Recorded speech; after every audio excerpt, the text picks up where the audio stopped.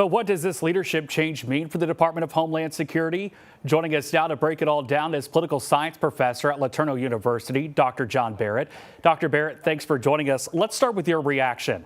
How significant is this move by the president to replace Kristi Noem?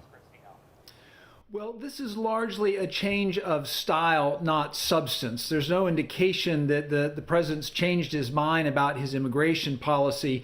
It's just that Secretary Noem had become a growing liability because of the way that she was carrying out her duties. Dr. Barrett, you kind of talked about just the, immigration standpoint, but from a political standpoint, does this help the administration reset the conversation around immigration and also Homeland Security?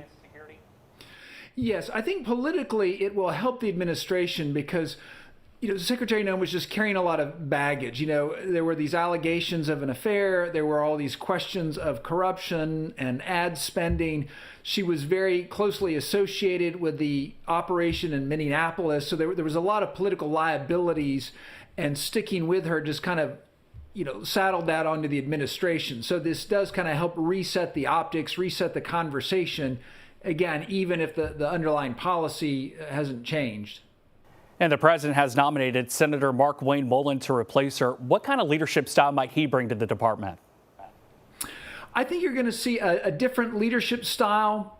Secretary Noem, she liked optics a lot, and this kind of turned into a liability. She tended to kind of have a lot of photo shoots, with her in various clothing, and she kind of earned the derisive name Ice Barbie because of that. And so I think with Mullin, you're going to see a little bit more traditional approach to the office, and maybe less of an emphasis on optics and photos. And obviously we have to wait for the confirmation to go through, but looking ahead, Dr. Barrett, should Americans expect any real policy changes?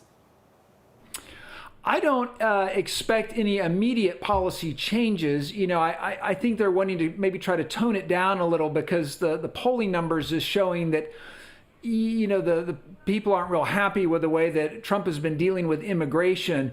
But I think it's more just carrying out the same policy, but maybe in a less dramatic way. All righty, Dr. John Barrett, thank you for your time.